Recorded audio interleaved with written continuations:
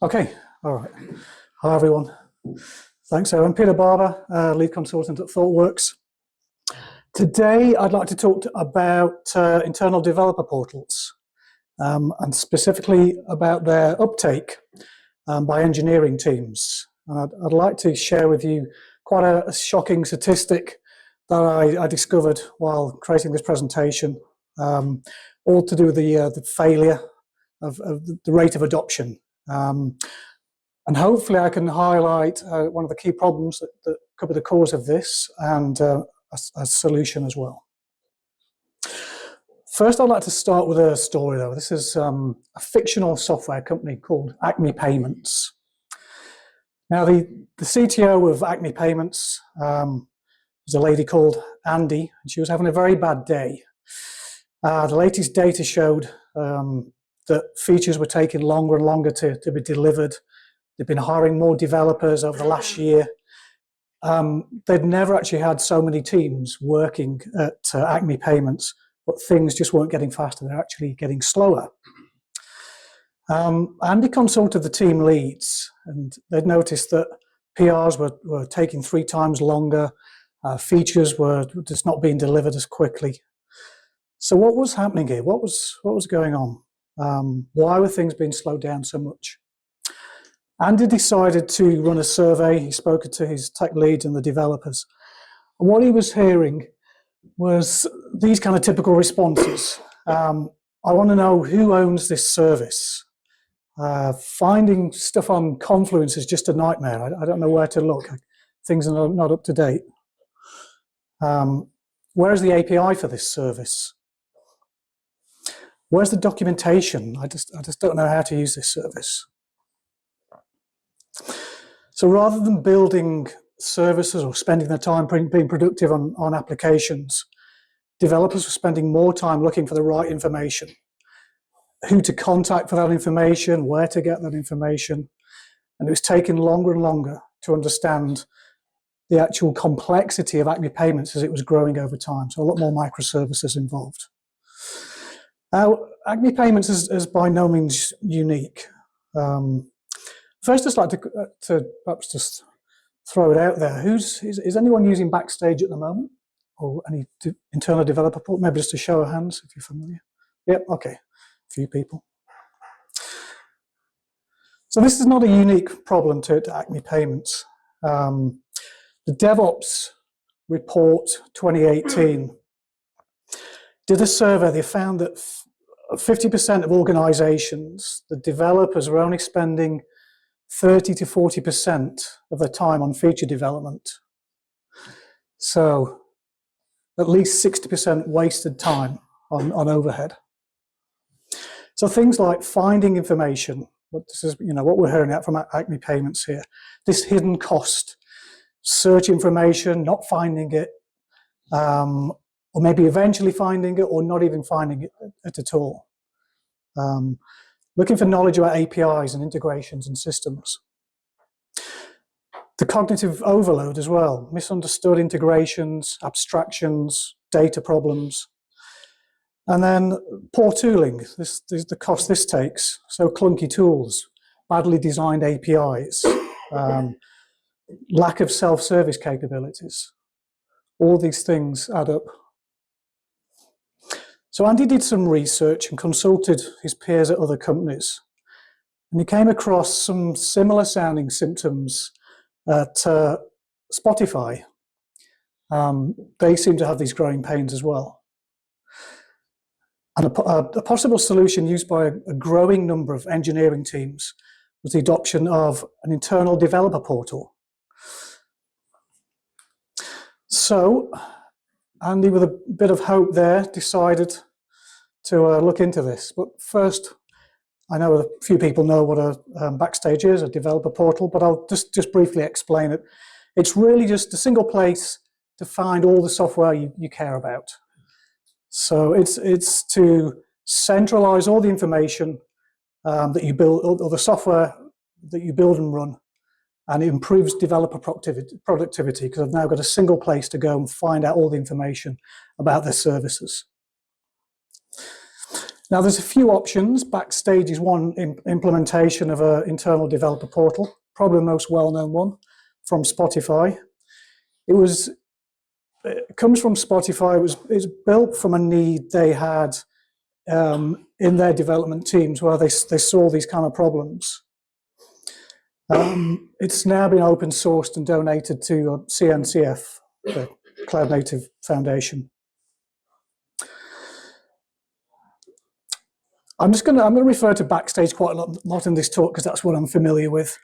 But hopefully these lessons can be applied to any other developer portal as well that you might be using. So Andy thought, great, developer portal, let's go, let's get it set up. Teams will be able to discover their applications. Other teams will be able to find them. They'll see who owns these applications. I'll be able to see the API documentation straight away. I can try out the API requests. I'll be able to discover the technical documentation. I won't have to go searching through Confluence, as we've said. And best of all, this will be in a single place. Developers, this will be the first place they go in the morning. They know where to go. They'll be able to check the progress of the build, look at the docs, see the APIs. Single pane of glass where they can get all this information. And it also brings all this together as a fantastic search feature as well, which is searching across all these things. And you're getting all the results on a single page, so you're not having to go off to various sources. So Andy and the teams are pretty excited. We started to go full steam ahead. Now, the most important part of a Backstage or a developer portal is what's called the software catalog.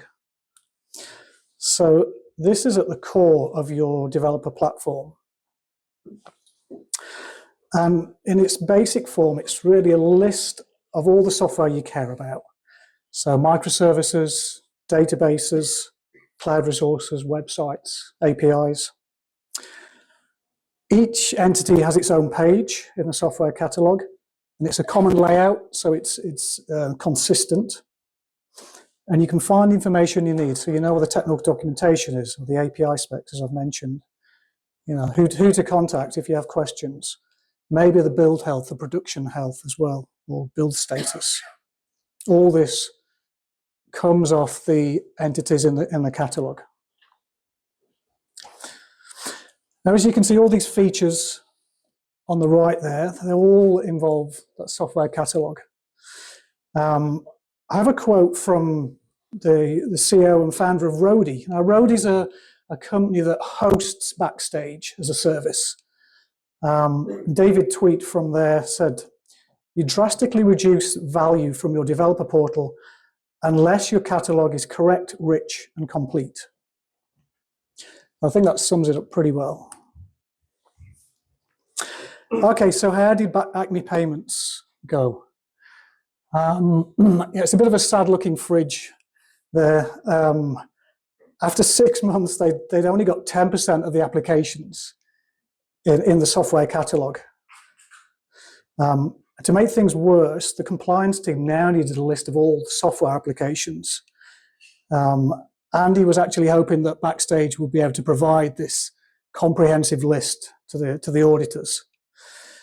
To be honest, he was just frustrated. Why aren't teams putting their components in the catalog? What's wrong? Why are we still at 10% after 6 months of having this running? Like all good managers, he went straight to the source and got to speak to the engineers. This is what he heard back. "We've just not had time to create the entity descriptor. Sorry about that." What is this empty descriptor thing? Why do we need it? Probably the slightly better, but not much, is that we actually created the entity descriptor, but we just keep getting errors. So these were typical responses. So the problem is with the entity descriptors. We can see that, but it's really with the developers creating these, or having the time to create them and the effort, I think, that goes into this, to get these items in your catalog.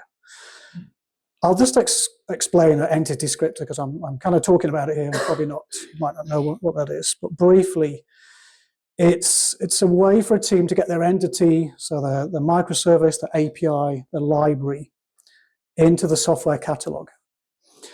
Now, it's a simple YAML file. It's normally called something like catalog info YAML, and it's placed with your source code in the repository. And then what happens is Backstage will pick that up, scan your repositories, import all those catalog entry, those descriptors in, and voila, that's your catalog. The problem is each team has to create this. So whatever service you've got to create that entity descriptor, put it in the repository. Okay, you may have 10, you may have 20, but some teams you may even have hundreds of repositories. So it's quite a big ask to get teams to do this. Now, adoption's difficult, and Andy and the team weren't alone in this. It's not really a surprise. Here's a quote from Helen Gruhl, the head of engineering for Backstage at Spotify. So the average Backstage adoption rate is stuck at 10%.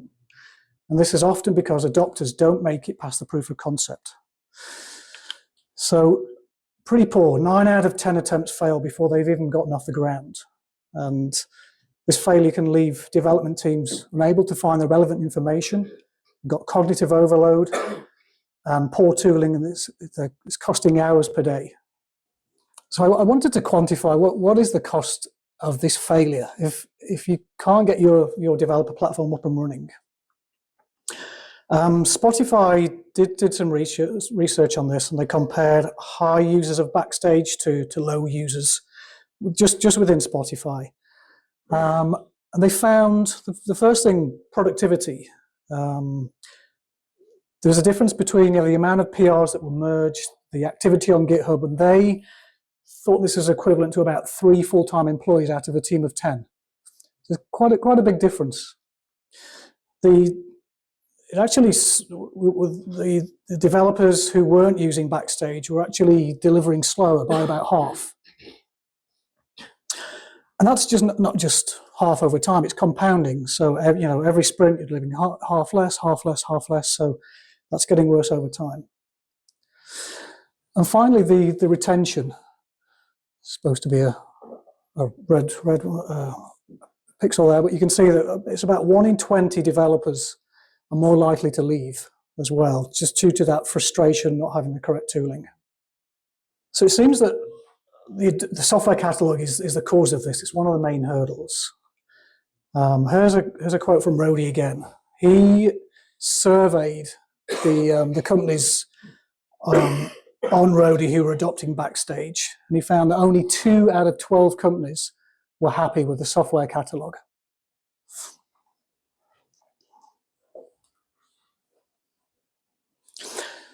So why such a poor success rate? What does the software catalog cause problems when being adopted by engineering teams?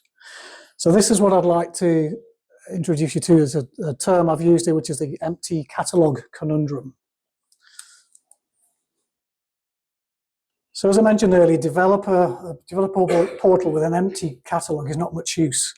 It's hard for developers to imagine the benefit without actually being able to use it. It's a bit of a chicken and egg. Until you've got entities in the catalog to use, it's not that useful, and developers are not going to use it therefore. So it's kind of, I guess, chicken and egg situation. And I think expecting developers to create entity descriptors is just too much work. It's effort to create. You've got to update these. You've got to fix errors. It's more cognitive load for your already stretched engineering teams. And it's, to be frank, I just don't think it's seen as a priority when they've got feature delivery as well. I know at Thoughtworks, when we're helping our clients adopt Backstage, we've found that teams who are very good to maintaining the software, the systems, they're terrible at maintaining the actual catalog descriptors. And we found within the descriptor files, you have to set up these relationships to say this component is a child of this other component, of a system, of a wider, and produce this hierarchy. And set up these relationships. And that's very difficult to just do in text files. You've got to go off and search for all these other places where to set that up. But I'll talk a bit more about that later. So back to Andy and Acme Payments. He realised this was probably the root cause. Do we have to rely on developers to create these descriptor files? Andy was saying, we already have a lot of this information in systems already. Could we generate these? Could we use automation? We know that teams are tagging their GitHub repositories with the owning team, with the language, with all this kind of information we need. We've got systems listed in SharePoint with all the components. We've got this hierarchy, this definition that we've kind of been using for auditors, but it's not really complete, so maybe we can add to that.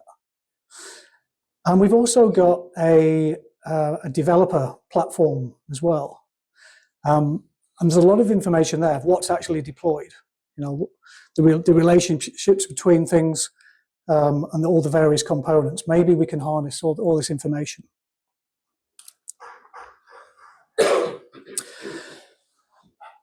Okay, so what did Acme Payments actually do? I'm just going to show you an example of a solution here. Just a bit more detail, just to give you an idea of how this can be done. So basic architecture diagram. In blue, we've got our sources of information. We've got some GitHub repositories. We've got some platform configuration from the developer platform.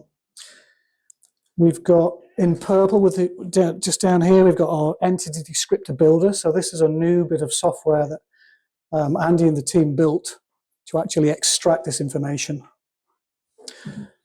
We've got a persistence store, in this case an S3 bucket, to hold these entities. And then finally, we've got Backstage, the developer portal here. So the basic approach is the entity descriptor is reading the information it needs, steps 1, 2, and 3. It's combining all these together, munging them together, finding relationships, creating these entity descriptors, placing them into the bucket, and then Backstage is reading those. And what you'll notice is there's no entity descriptors within each repository now. There's just a big list all in a shared persistence store. So we don't need for developers to be creating these individually. We're actually generating them all, and then it's all being picked up. So that's how Acme Payments did it. How might you do this if you're on a similar journey, adopting a developer portal? I'll just talk about the meta information. What do you need to actually populate these components within Backstage? There's 3 types of information. There's information about the entity itself. So as I mentioned, things like the owning team and the name. There's the hierarchical information, where the system belongs amongst all the other services. And then relationships between your services as well. So entity, this is things like the name, the owner, the description.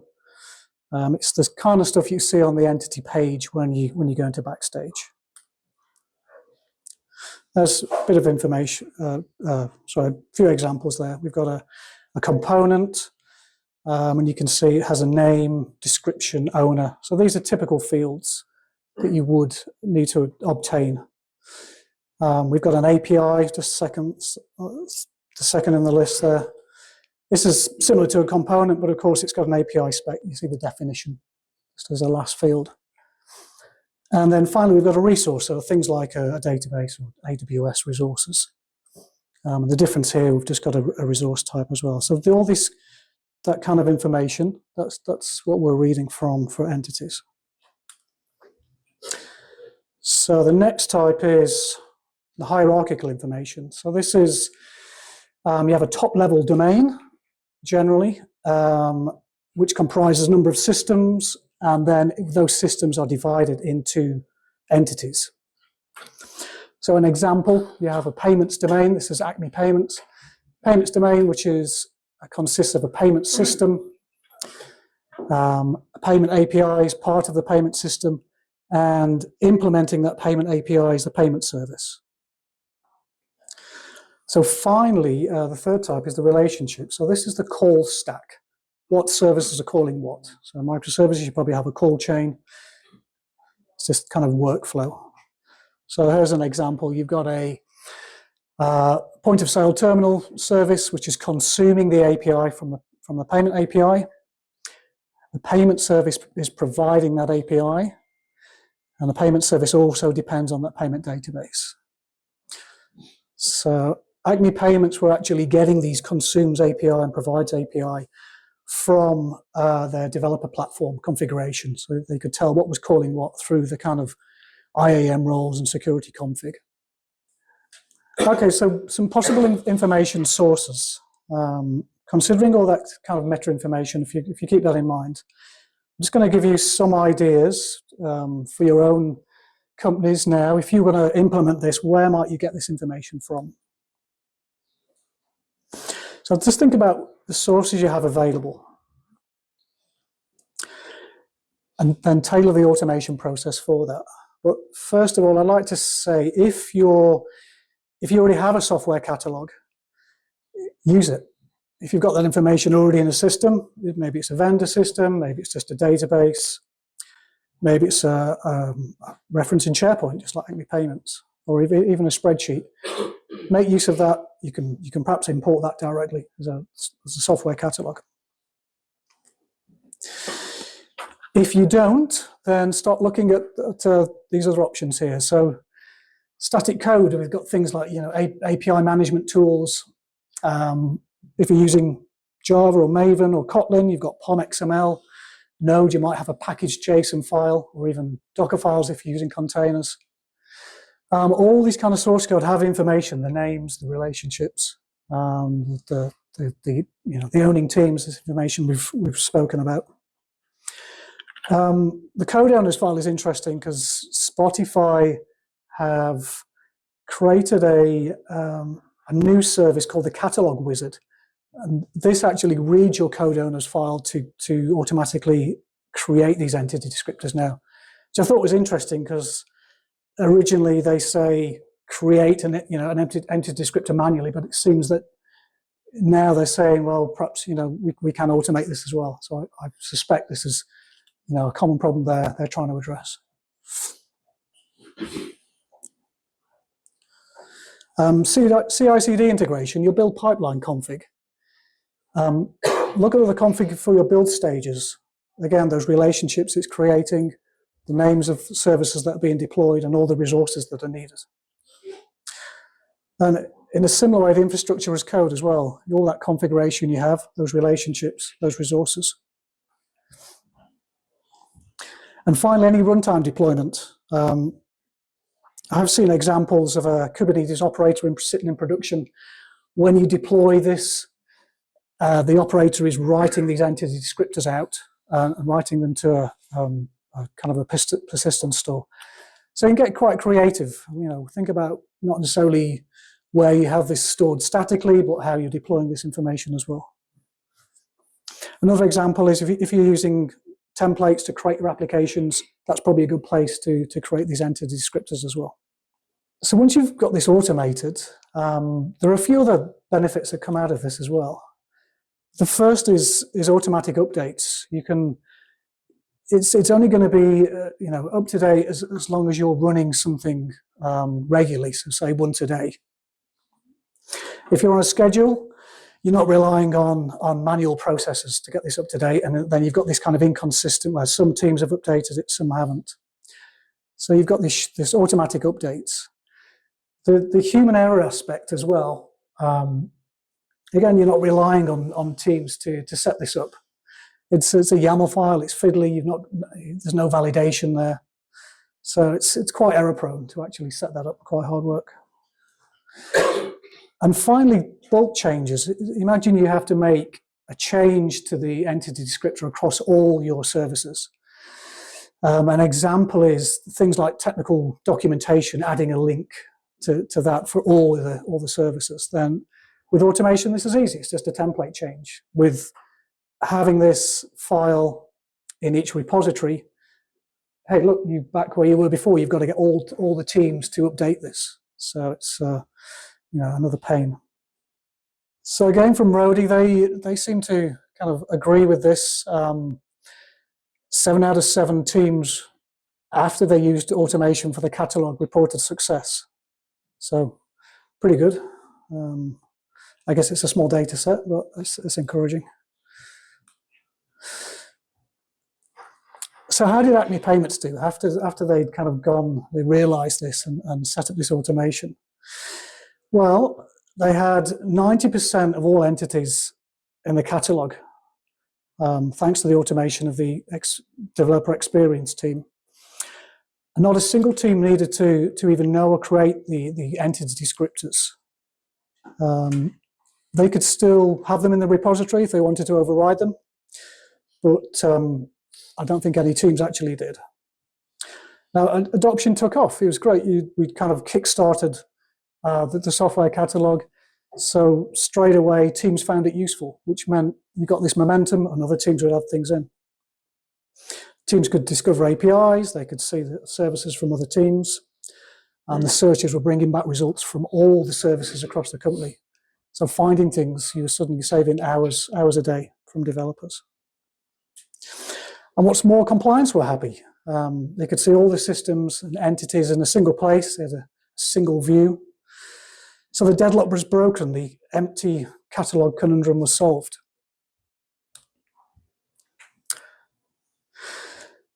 And finally, they saw their delivery speed increasing. More PRs were being merged each day. Feature delivery increased. But more importantly, developers reported increased levels of satisfaction or happiness in the day job. Many kind of just commenting that it was the avoidance of the kind of drudgery or the unfortunate, I think, things that they had to work around before. So Andy was absolutely thrilled. Her engineering teams was being productive as the early startup days, which is good news. So just to summarize, software catalog adoption is key to the success of your internal developer portal. Just a few takeaways. Store your entity descriptors outside version control. I just avoid exposing these to developers, I'd say. I think it just causes confusion. It's okay if the entity relates directly to a service, but what about systems and domains and higher up? You know, they don't really belong in any particular repository. So instead, just store them externally.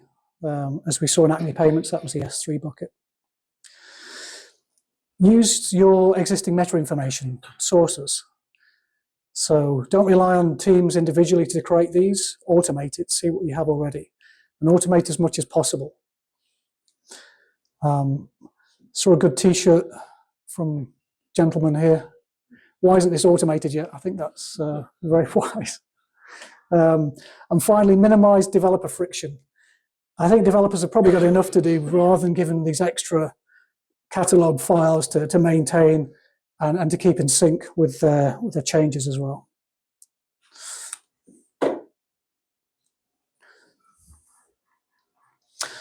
So I think automating this avoids the need for manual effort, saves developer time and resources.